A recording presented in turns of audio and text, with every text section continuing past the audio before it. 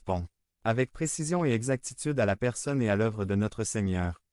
Jésus-Christ, personne, absolument personne, par son pouvoir personnel, son influence socio-économique ou toute autre vertu ou talent, ne peut remplacer les paroles de cette prophétie. Il a reçu notre châtiment, il a souffert pour vous deux.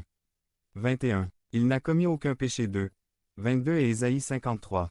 9. Sa tombe a été préparée avec le méchant, mais avec l'homme riche il était dans sa mort, bien que il n'avait pas commis de violence, et il n'y avait pas non plus de tromperie dans sa bouche. Écrite il y a environ 800 ans avant la naissance de notre Sauveur. La prédiction est si précise qu'aucun mortel ordinaire n'aurait pu l'inspirer ou l'accomplir. Dans une métaphore scientifique, ce serait comme monter dans un avion, lancer une graine de maïs à 2000 pieds dans l'air et faire tomber cette graine directement dans un seau au sol. 5 Mais il était blessé pour nos transgressions, meurtri pour nos péchés. Le châtiment de notre paix est tombé sur lui, et c'est par ses meurtrissures que nous avons été guéris. Ce chapitre est la preuve irrévocable que la Bible est un livre inspiré par Dieu et est un témoignage vivant de la divinité de Jésus-Christ. Détail de votre punition. La parole de Dieu nous illustre sous forme graphique le degré de souffrance, la punition. Et le contraste entre lui, vous et moi. N'importe qui pourrait penser que Dieu punissait cet homme pour ses propres fautes et péchés, alors qu'en réalité il a été puni pour nos rébellions.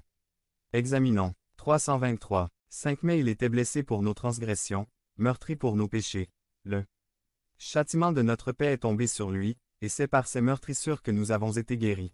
A blessé, au-delà de toute maladie, il a été crucifié.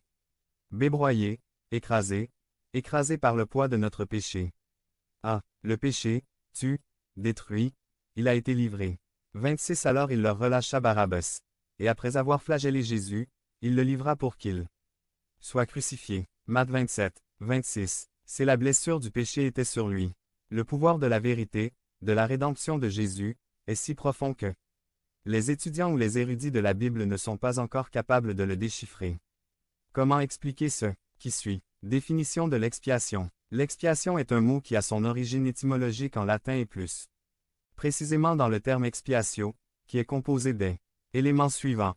Le préfixe ex, qui peut être traduit par dehors, le mot paius, qui équivaut à pieux, et enfin le suffixe sion, qui indique l'action et l'effet. L'expiation est l'action et l'effet de l'expiation. Ce verbe fait référence au fait de se purifier de la culpabilité par un sacrifice, de se conformer à une sentence imposée par les autorités ou de subir certaines tâches en raison de mauvaises actions. Grâce à une telle expiation, l'être humain peut réconcilier son âme avec Dieu. Dans l'Ancien Testament, il y avait un processus de purification. 30 Car ce jour-là, l'expiation sera faite pour vous, et vous serez purifiés de tous vos péchés devant le Seigneur. Lévitique 16, 30.